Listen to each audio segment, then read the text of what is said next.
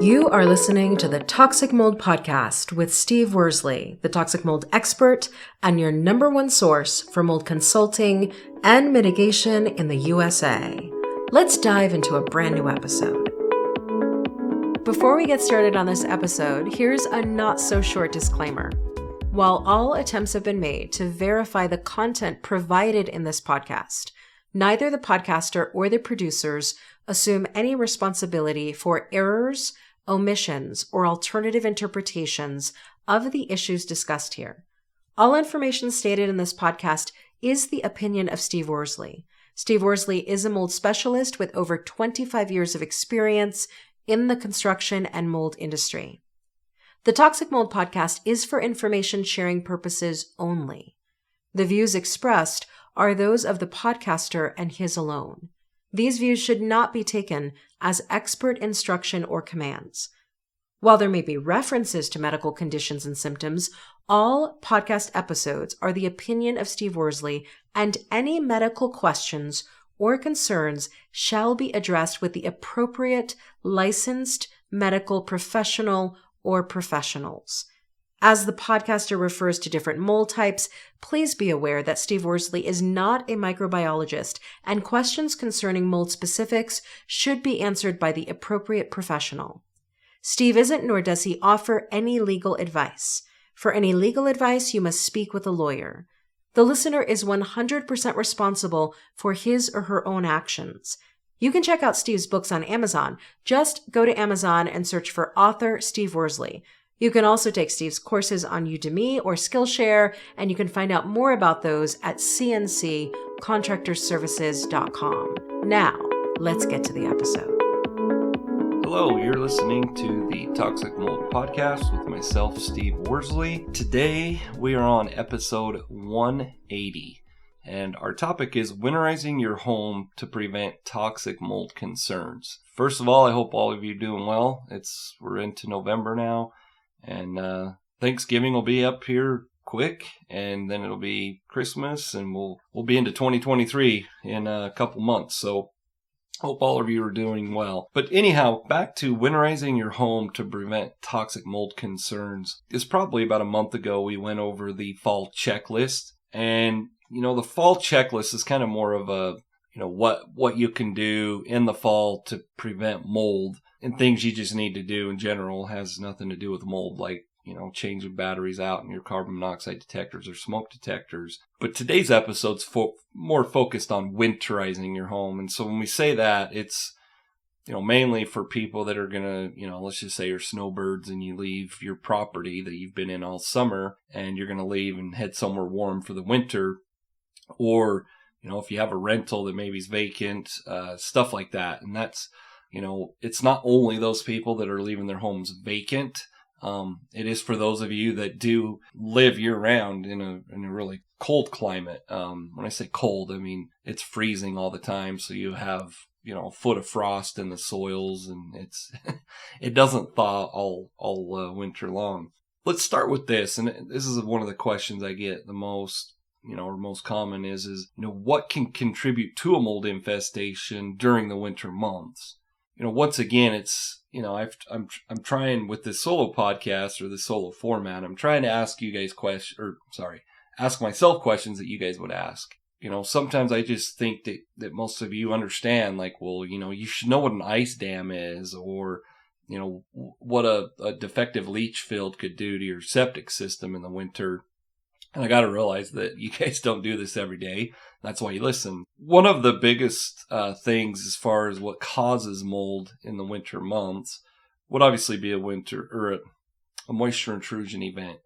And that would be something, caused from an ice dam or frozen water lines. I mentioned leach fields that freeze up and can cause sewage backup. It could be from a number of events. And we always you have to have that moisture intrusion event that will elevate the humidity.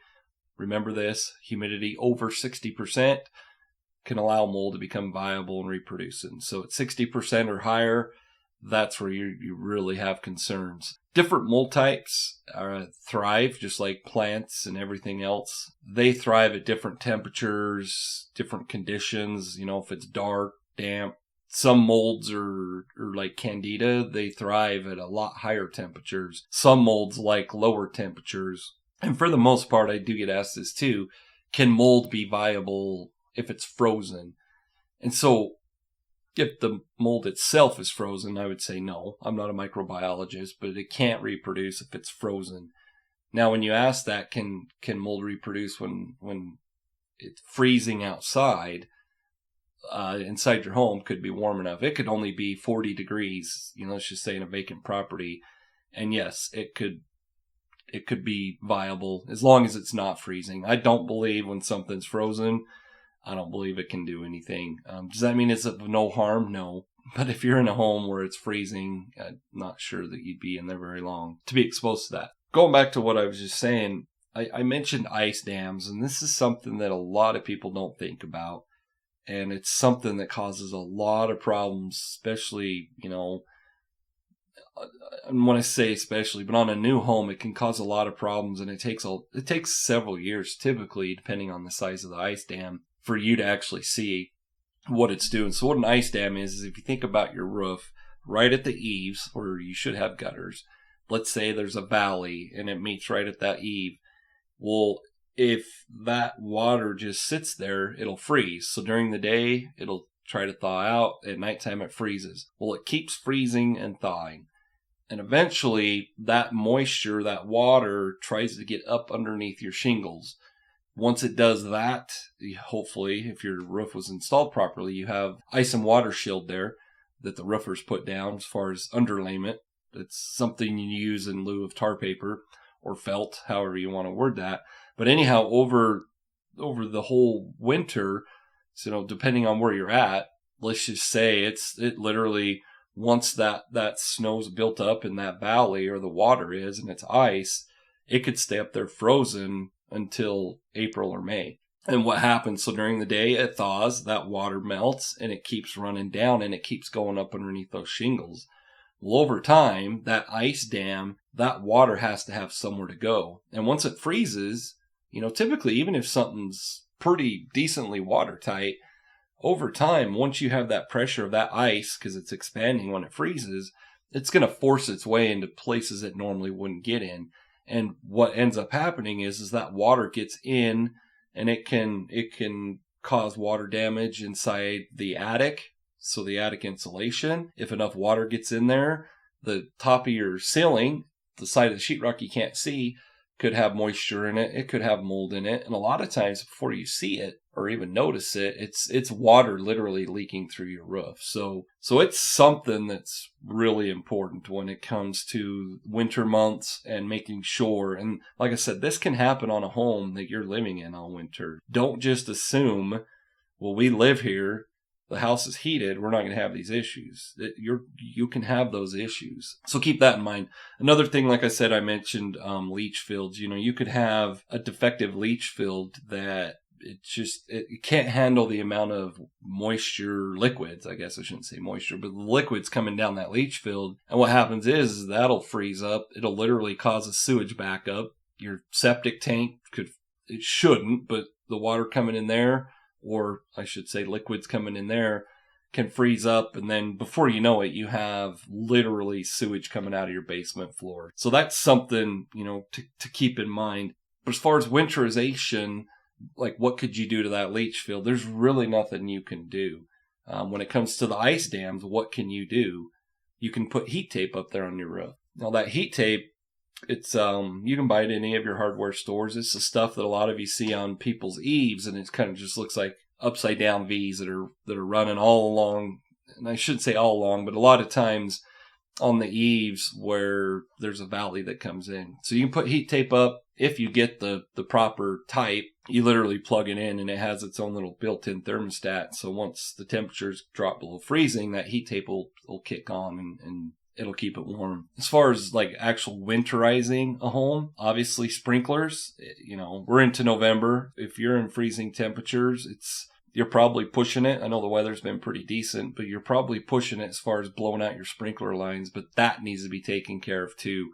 So if you're going back to winterizing a home versus, winterizing a home that nobody's going to be in versus winterizing a home that you're going to live in, that's something that needs to happen either way. Another thing we went over in the fall checklist, make sure you unhook all your hose bibs from the spigots that are actually on the wall. If you're a snowbird and you're leaving, make sure that you do blow out all your water lines. It's something you've probably done, unless this is your first year, but it's probably something you do every year. You kind of have it down to a science where it literally takes you, just a few hours to winterize your home. If you're winterizing your home as a snowbird, also keep in mind that all of your drains, you need to put antifreeze in it, which is pretty simple. I'm sure if you've done it, you know how to do it. But for those that you haven't, it's usually that pink RV antifreeze you can buy. All you do is just, shut the water off to all of your plumbing fixtures, because you'd have to do that to blow it out. Dump a little bit of that antifreeze down in the trap, just enough so that they can freeze up. Another thing too, going back to, I wouldn't say it's winterizing your home, but something to pay attention to is, if you have corners on the outside of your house and it's an inside corner, that's typically where it happens. Not always, but typically on an inside corner, normally the eaves up above on the roof, that's where all the water runs to. Your gutters can't catch snow as it's sliding off your roof. Another thing to pay attention to is like snow buildup, which ends up some of it melting and it turns into ice. Make sure in those corners where you have lots of moisture accumulation in the winter months that you don't have that problem. And I know it sucks, but if we haven't had a harsh winter for a couple of years, but if we have a harsh winter, there are places like your deck that you literally have to shovel off, because all that snow that's going to sit there right next to your house, that water is going to find its way typically into your home. And, all that what you thought was just snow turns into water. That water turns into getting into the soils. And then in the freeze thaw process, it starts cracking your foundation. And then after that water's coming into your basement or into your crawl space or wherever it's going to go.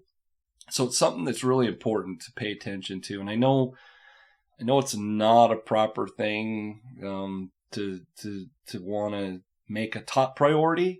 It doesn't seem like it would be the proper thing, but it really is. It's something you should really pay attention to, because, over time, it's going to cause structural issues and it's going to cause mold issues. So just, kind of put your, mold specialist hat on as far as what this water can do to your home structurally and mold wise, and make sure that you're not doing something that can contribute to more or less your most valuable piece of asset, or most valuable asset that you have, that you're just watching it, deteriorate. It's not, like I said, this whole winterization, it's not that difficult. Some of it is you can do it and walk away, like your sprinklers.